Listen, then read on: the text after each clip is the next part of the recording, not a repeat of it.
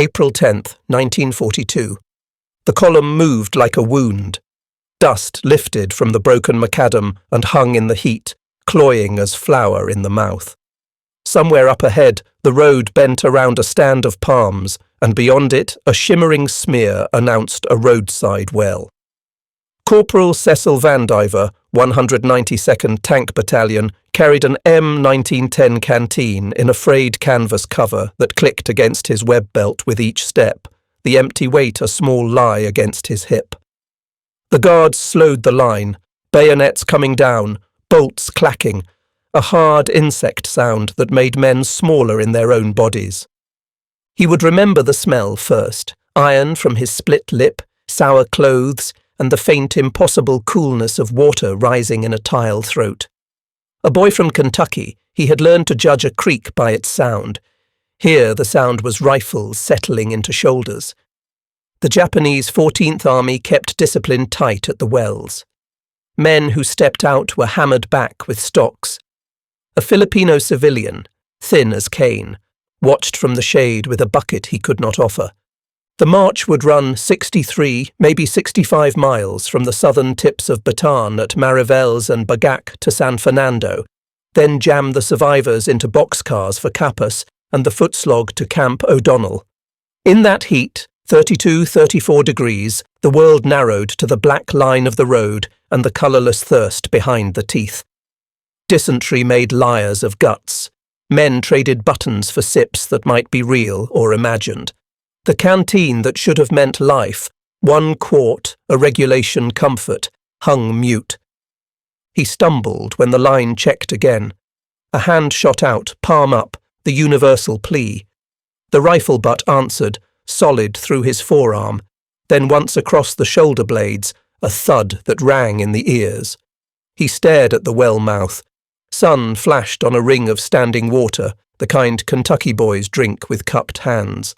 A guard shifted, boots scuffing white dust. Nobody spoke. Words would have wasted moisture. He would later say the march taught a different geography. How far a man could travel between two unpermitted swallows. At night the thirst crawled under the skin and pressed on the eyes. By morning he knew the sound of a canteen cap unscrewing in another man's dream. The line moved. A dragonfly needled the air above the well and was gone. He set his eyes on the rhythm of boots and told himself to count the steps, 50 at a time, to the next patch of shade. Somewhere across an ocean, trucks were being hitched to water trailers with 250 gallons in their bellies. Somewhere, a quartermaster lieutenant was signing for chlorine tablets. The promise existed. He just couldn't reach it yet. Stateside. Summer, 1942. Lieutenant Helen Rivers ran a finger down the creased spine of a dog-eared booklet, Convention Relative to the Treatment of Prisoners of War, Geneva, 1929. The depot smelled of stencil ink and oiled canvas. Behind her, clerks stacked Lister bags, canvas cones with brass spigots, whose sole mission was to turn doubtful water into safety with a measured scoop of calcium hypochlorite. The army taught it like marksmanship. Dose, stir, wait, test. Doctrine, not charity. She initialed a form and watched a corporal back a two-wheeled trailer under the warehouse awning. The stenciled letters read G527. The old hands called it a water buffalo, 250 gallons of doctrine on tyres. Hook it to a quarter-ton truck and a battalion could drink. Line 3 of them behind a mess truck, and a regiment coughed chlorine steam into its tin cups by the hour. Rivers learned the web as she walked it. Quartermaster to transportation, to post-exchange, to the new prisoner of war branch drawing fence on clean maps. Law lived in these papers. Article by article translated into stock numbers and delivery windows. Sufficient drinking water. A canteen in each camp where prisoners may purchase food and ordinary articles at local prices, medical attention equal to that of the detaining power's troops. A clerk slid a pricing sheet across her desk, 5 cents for a 6.5-ounce bottle of soda at the post canteen, pegged to town rates. Rivers thought of boys at basic training, sweating through salt crust, and of unseen men on the far side of the world who would give anything for a sip from an artesian well. "Ma'am?" The corporal with the G527 waited, pencil poised. She signed the DD1348 and felt, as always, the small gravity of an initial. The water in that tank would be checked, logged, issued. Someone would argue chlorination tablets versus boiling times. Someone else would requisition a replacement spigot and the lead seals to prove the tank stayed clean. It was all terribly ordinary, which was the point. Civility wasn't a mood, it was a schedule. Newsprint reached even this far back from the front. Columns about a march on Bataan, men collapsing in heat, wells ringed by bayonets, circulated in the break room. The sergeants read and didn't say much. Rivers flipped to the convention again and traced the lines that bound her country to its promises, even when the enemy broke theirs. She imagined a rectangle of fence in a Texas field and a wooden counter under a painted sign, Canteen. She imagined a hand holding a nickel. When the trailer rolled out, sun struck the tank's curve and made a bright oval on the concrete. The reflection looked like a puddle. Rivers packed her booklet and headed for the next inspection. Mercy, she had learned, could be inventoried, palletized, and delivered on time. Texas, autumn 1942. They measured a pasture with a surveyor's chain and set stakes like stitches. Bulldozers pushed mesquite into windrows. Carpenters raised barracks by the grid, each rectangle a regulation distance from the next. The sign on the plans read Camp Hearn, Base Camp. A foreman wiped dust from a clipboard while trucks eased in with lumber, roofing tar, rolls of barbed wire, and crates marked glass, handle with care. Inside, green 6.5-ounce bottles rattled in their slotted cases, the sound like distant ice. The canteen counter went in early, near the administration building, because habit matters. A quarter-ton truck backed to the loading dock, and men stacked soda by the crate alongside bread, canned peaches, chocolate bars, and cigarette cartons packed 12 to a sleeve. Procurement kept the prices pegged to town rates. The nickels would be camp scrip, the same paper prisoners used to buy a comb or a writing pad. A painted board with chalk slots waited for the day's inventory. Word of Bataan filtered through radios and afternoon editions. The foreman's wife read aloud at supper about American prisoners beaten away from wells. He nodded and changed the subject to fence tension and gate locks. People did their jobs. Across the highway, a bottler boosted production to fill the post-exchange orders. A factory man would point to his board and say the number didn't change for enemy hands. The bottle was 6.5 ounces, no matter who drank it. That was the rule, and rules here were habits you could stack on a pallet. Rivers drove out to inspect the water points. G527 trailers parked 2 to a block, chained and sealed, the brass spigots polished by rag and duty. She checked chlorine residuals and signed more forms. A private asked if the canteen would really sell soft drinks to Germans. "It will sell to prisoners of war," she said, pronouncing each word as if fitting a joint, and kept moving. In the motor pool, a mechanic stood with a wrench and a grin, as if the war might be won by tightening bolts in the right order. Before the war ended, American truck columns would wear out 40,000 tyres in a single month, pushing supplies east, a number that would have sounded like boasting if it weren't hammered into ledgers. For now, the road shimmered, and the new fences threw neat shadows on Caliche. Somewhere a train loaded with posts clanked toward another camp in another state. The grid expanded like a thought. At dusk, the foreman walked the perimeter and listened to the fence sing under its own weight. He couldn't picture the faces that would stand behind it, not yet. All he knew was that the counters were built, the spigots turned, the prices chalked, and the rules printed on paper as thin as onion skin. Night slid over the barracks. A wind lifted and carried the clean, faint scent of chlorine. Camp Hearn, June 3, 1943. The truck gate clanged, and a line of men in sun-faded field grey shuffled through, eyes narrowed against the Texas glare. Gefreiter Karl Weber counted boards because numbers calm the mind. He had expected fists and starvation. The first smell was creosote from the fence posts, then hot dust, then a sweetness he couldn't place. A corporal with a clipboard read names, assigned bunks, and passed each man a small stack of paper money stamped prisoner of war. A guard, bored and friendly, called it scrip. Processing moved with a machinist's patience, delousing powder like fog, a medical check, a lecture on rules in careful schoolbook German. "You will have drinking water at all times," the interpreter said, and Carl waited for the trick that did not come. At the end of the line, a door opened on a room that looked like a village shop translated into army. The painted sign on the wall said, "Canteen." There were shelves of bread, tins of peaches, tablets, combs, pencils, and a crate of green glass bottles set like ammunition in wooden slots. The man at the counter tapped a price board with a pencil. 5 cents, local rate. Carl set down a nickel of camp scrip, palm damp. The cap lifter bit the crown, and the sound, psst, went straight through him. The bottle was small, 6.5 ounces by the label, but it felt dense and cold in his hand. He had not tasted such sugar in years.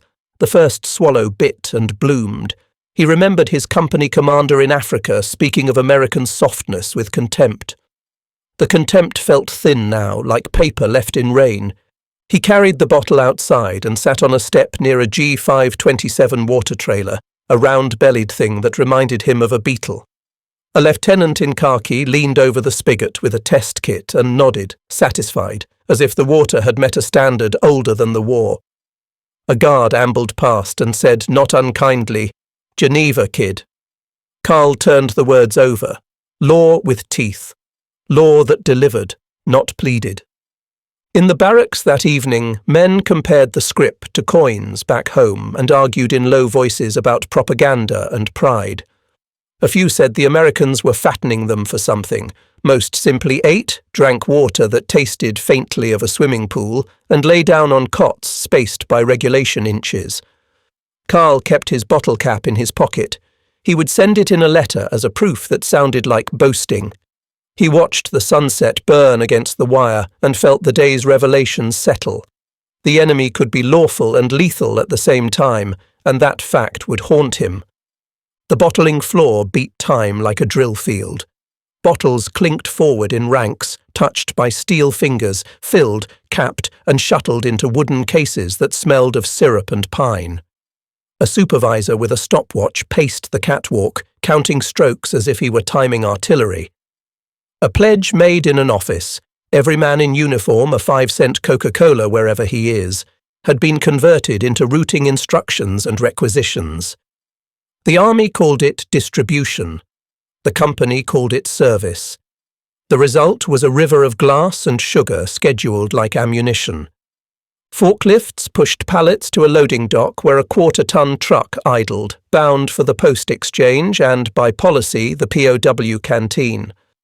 Ice houses sweated along the north wall. Clerks chalked 5 cents on price boards and filed carbon copies to prove compliance with local rates. Outside, a line of G527 water trailers brightened under the sun, brass spigots polished by habit. Rivers walked through with a depot inspector and signed off on the day's allotments. So many cases to the PX, so many to the canteen, each counted and receipted like medicine. The scale would have startled civilians who thought of soda as a frivolity. Field bottling plants, dozens overseas by war's midpoint, 60+ before the end, sprang up where depots sprouted.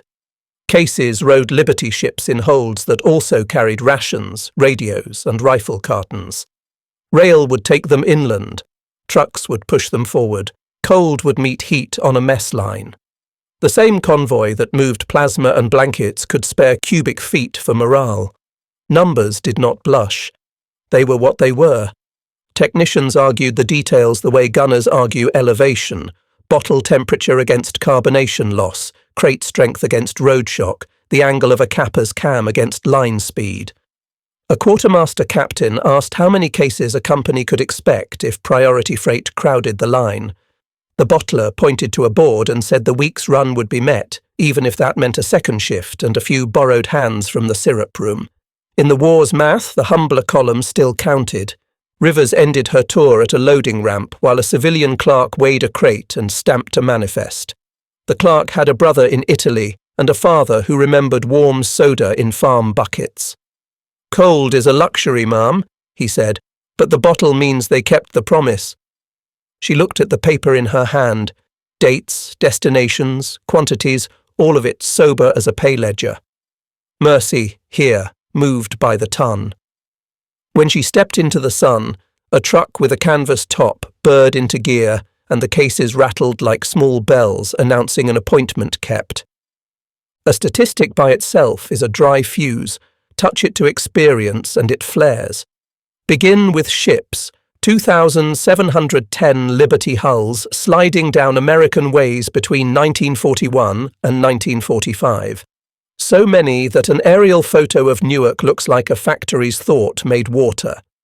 Each hull pulled rail cars of crates in its wake, and in those crates rode rifles, blankets, chlorine tablets, radio crystals, and yes, cases of 6.5-ounce bottles that would clink in barracks and depots from Texas to Tunis. The line between mercy and muscle was only the width of a shipping manifest. Add wings, roughly 300,000 military aircraft of every type, the sky itself divided into sections of American intent. Add armour, about 49,000 M4 Shermans, stamped and riveted and shipped until an enemy planner's map became a hedge maze of arrows. Add mobility, around 640,000 quarter-ton trucks and jeeps so patient and numerous that they turned maps into schedules. Numbers do not sympathise, they enable. Now draw the smaller circle that explains the larger one. A standard GI canteen held a quart. A G527 water trailer towed behind a truck held 250 gallons, enough to fill 1,000 canteens before you topped off the coffee pot for the mess sergeant. Lay a battalion road march against that figure and the abstraction becomes a line of men who do not fall out from thirst. Law, enforced by inventory, becomes stamina. There are figures that feel like boasting until you count them twice. In the first month of the Red Ball Express alone, truck columns wore out 40,000 tyres, a heap of spent rubber higher than the depot roof. That is an impossible-sounding number until you visualize every tread as a mile traded for tempo. Totalitarian economies rationed speed. American democracy consumed it like fuel because it could. Even the soda that startled a young German at Camp Herne rode the same rails as plasma and parts. The company's wartime program stood up scores of field bottling plants, more than 60 by the end, and served billions of bottles to Americans in uniform. A single promise engraved on a chairman's letterhead became steel, glass, sugar and labour arranged to arrive on time. The same schedules that delivered a division's daily tonnage made room for a crate of morale at the corner of the truck bed. That too is strategy dressed in overalls. Consider the ledger as a kind of map. Each line begins with a number and ends with a human body made safer, stronger, or simply more willing to endure. When Joe Mancuso will later scrape frost from a boxcar bolt to wet his tongue, this arithmetic stands in silent protest against such scarcity. When Carl Weber buys a 5-cent Coke with camp scrip, the arithmetic answers in the affirmative. The war is not only decided by firepower, but by the quiet fact that one side can afford to be generous and never fall behind. December 1944. Night welded the doors shut. The iron rasp of a hasp slid across wood and left a silence that breathed frost. Private First Class Joe Mancuso counted the rail joint clicks because numbers kept men from breaking. 60 to the mile, he told himself, then adjusted for the jolts that stole the count.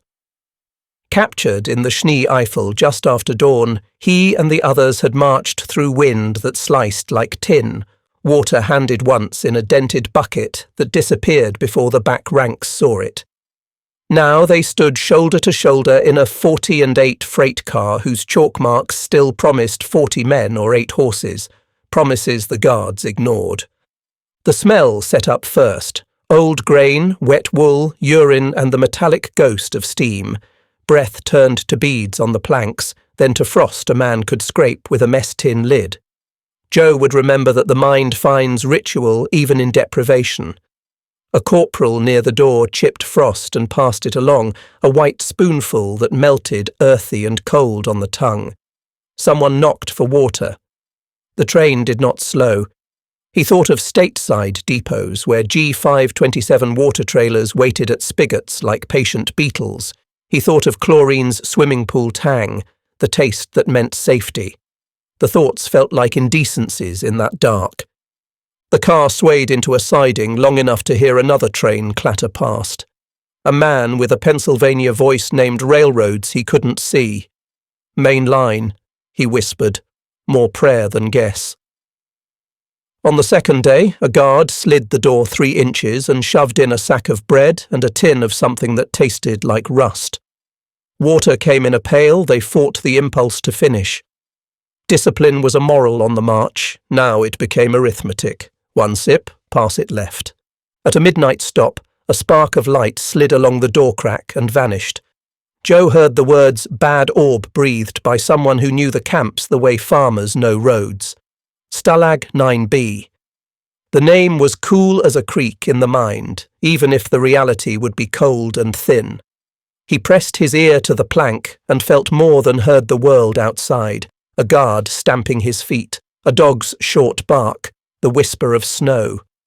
The train lurched again. Sleep came in seconds and left in shivers.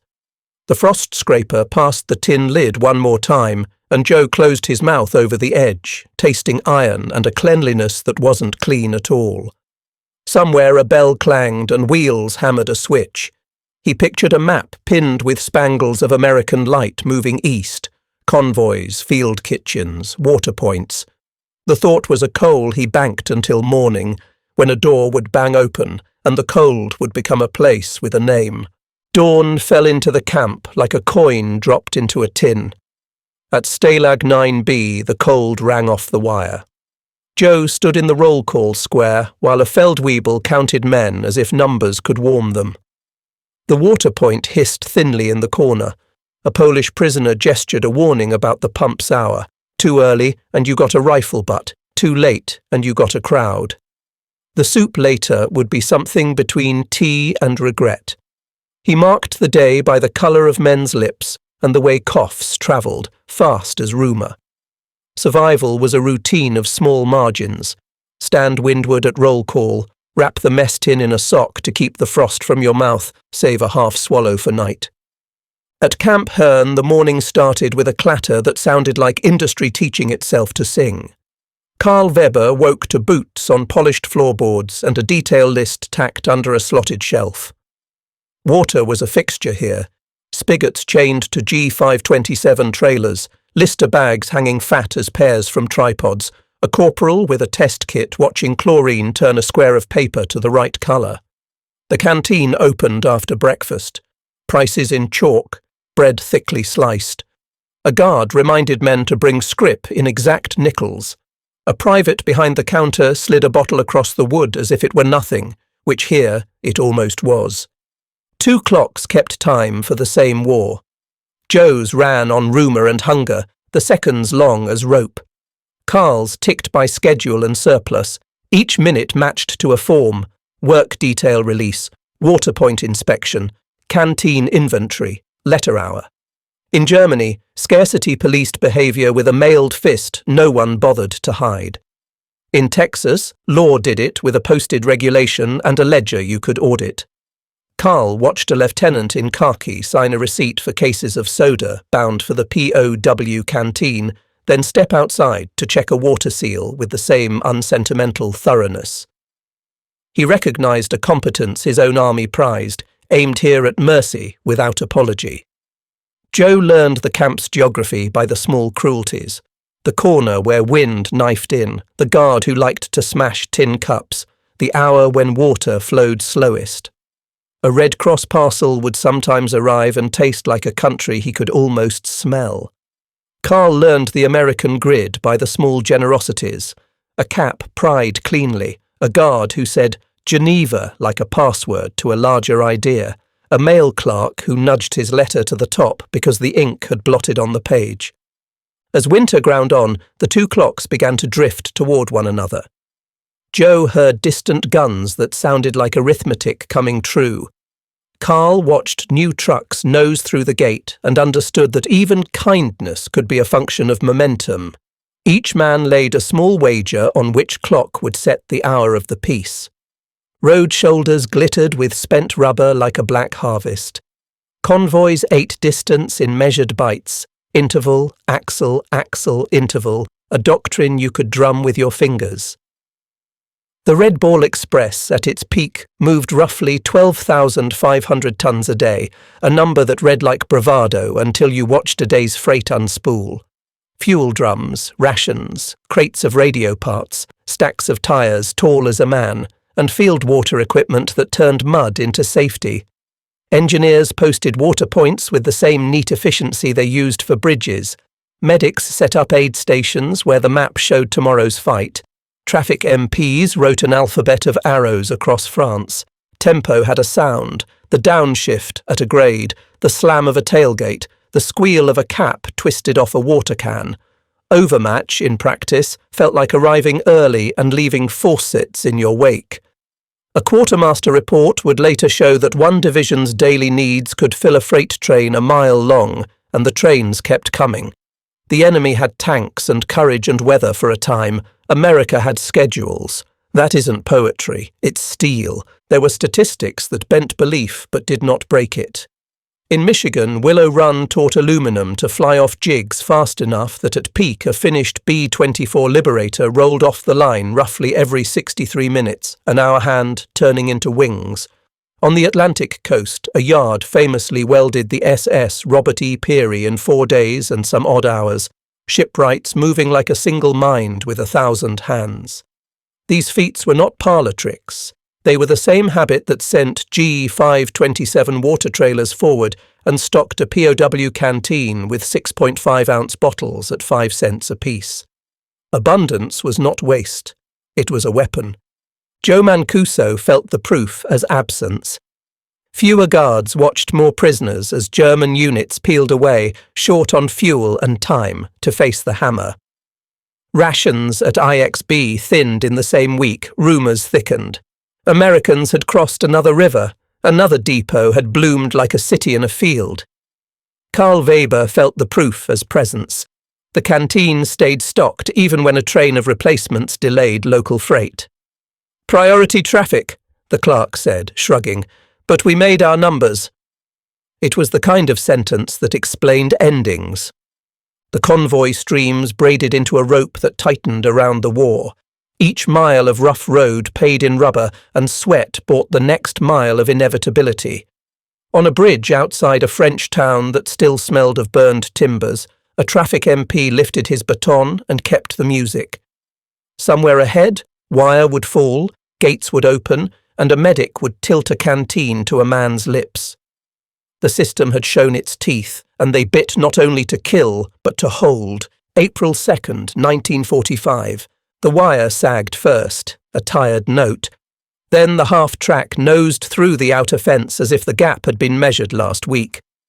Joe Mancuso watched from the roll call square and felt his knees decide before his mind did. A medic in a sleeve-rolled jacket moved faster than the rest, canteen already uncapped, the angle of his wrist practiced to give water without drowning a throat gone fragile. The first mouthful wasn't a swallow so much as a sacrament. Joe coughed, swallowed again, and learned how freedom tasted, metal, chlorine, something like bread remembered. There is a rhythm to liberation that veterans would recognise: cordon, search, triage, register. The infantryman fanned out, barrel muzzles writing short sentences no one misread. The engineers checked the gate hinges and swung them wide as if opening a barn. Medical set up under canvas, hot broth in dented Lister bags, blankets flapped over lines, intravenous stand cobbled from a broom shank and tape for the worst cases. For men on the edge, rehydration came as measured sips, then a cup, then a bowl, the body coaxed back like a bulky engine. Someone with a clipboard called names that had not been said aloud in months. Someone else took statements because facts needed to be written while they were still hot. The marches with water once in days, the boxcars sealed and frost-scraped for moisture, the guards who ringed wells with rifles and settled argument with wood. The record would travel farther than the men speaking, into reports, then charges, then sentences that tried to teach a lesson to a world quick to forget.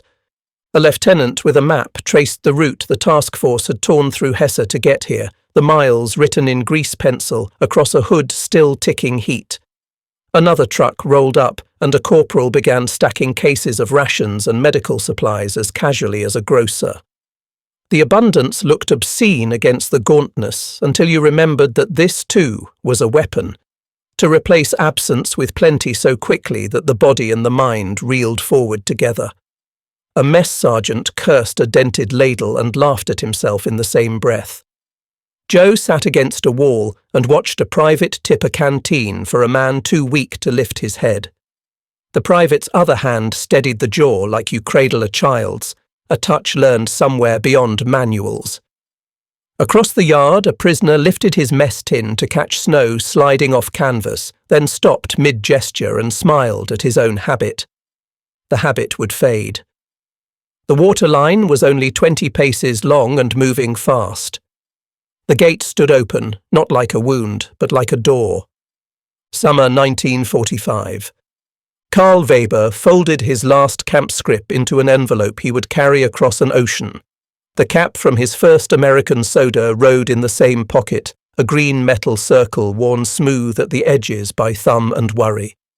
Repatriation had a smell.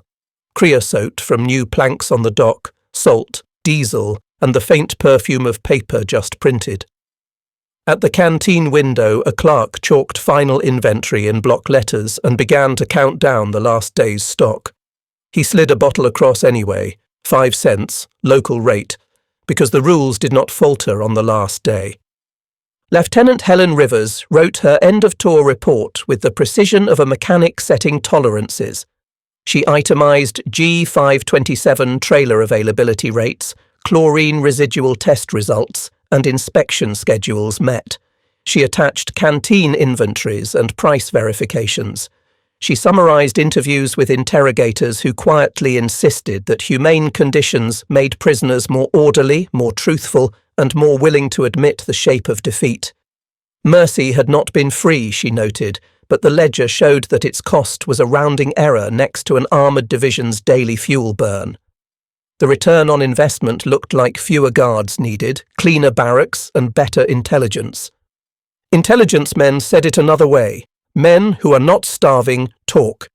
A German NCO who bought a comb and a Coke would weeks later sketch a rail yard from memory because the guard who treated him like a human being had removed the need to resist. It was not universal. War never gives such neat ratios. But the pattern repeated often enough for Rivers to write it down in ink, not pencil. The Convention of 1929 had not been a sentimental flourish. It had been a doctrine that turned law into logistics and logistics into an advantage. Back east, Joe learned to eat in normal portions and to drink without flinching at the generosity of a full cup. The army dentist fixed a molar that had ached since Batan's heat first got inside him. He wrote a letter home in a hand that steadied by the paragraph. He did not say much about the boxcar. He did write one line about a medic who could pour water like a priest. Karl boarded a ship with men who had learned to live inside American rules and would have to relearn other ones. At the gangway, a sergeant who had signed receipts for months stamped a final card and looked almost wistful. Numbers had kept him company. "Good luck, fella," he said in English. Then, in careful German, "Gehen Sie nach Hause." The sergeant turned back to the ledger that had been his war, ran a finger down the last column, and drew a neat line under the sum.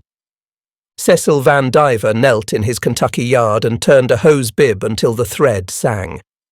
Water jumped and fell into a galvanized can, thunder in a quiet morning. He watched the surface go from hammered tin to glass and thought of a well half a world away, guarded by rifles that made a sound his bones still remembered. He would not say much about those days unless asked the right way, with patience and a cup between both hands. He would say this: "Thirst changes a man's sense of right. So does mercy." The record refuses to blink. Roughly 425,000 Axis prisoners passed through American custody in camps strung across 46 states, barbed wire and barracks built to a grid that equated law with habit. The United States produced 2,710 Liberty ships, approximately 300,000 military aircraft, about 49,000 M4 Shermans, and some 640,000 jeeps. It stood up more than 60 field bottling plants and served billions of bottles to men in uniform while stocking POW canteens at local prices. A quarter-ton truck towed a G527 water trailer that filled 1,000 canteens before the coffee went on. These numbers are not footnotes. They are the story's spine. On the other side of the ledger, denials accumulate into charges, wells surrounded by bayonets on baton, boxcars sealed for days in winter, transports where water came once, if at all. Testimony filled pages while the ink was still angry. Trials put names to acts, and fixed a line history would be obliged to cross again and again to test its own conscience. Americans understood that reciprocity in this war had been fragile. They kept the convention anyway, not for trade but for identity. Democracy had chosen to be predictable even when cruelty felt like gravity. There are statistics so large they look like murals. Consider that 1 month of the Red Ball Express wore out 40,000 tyres, rubber burned into speed that became rescue, encirclement, liberation. Consider that a shipyard could weld a Liberty ship in under 5 days when the schedule demanded it. Consider that a young German bought a 5-cent Coke with camp scrip because a chain of promises ran unbroken from a chairman's pen to a clerk's hand to a cap lifter's bite. Those facts will sound like boasting until you recall Joe's first measured swallow under canvas and watch the pride collapse into gratitude. The hose chattered, and Cecil closed the bib. He watered beans the way his father had, neat rows that pretended the world could be organised. Somewhere, a cap hissed off a bottle in memory. Somewhere else, a ledger closed with a dry thock. Between those sounds lies the reason free peoples won. They built a system that could fight without surrendering its manners, supply without rationing its soul, and offer water to the weak while crossing oceans to end the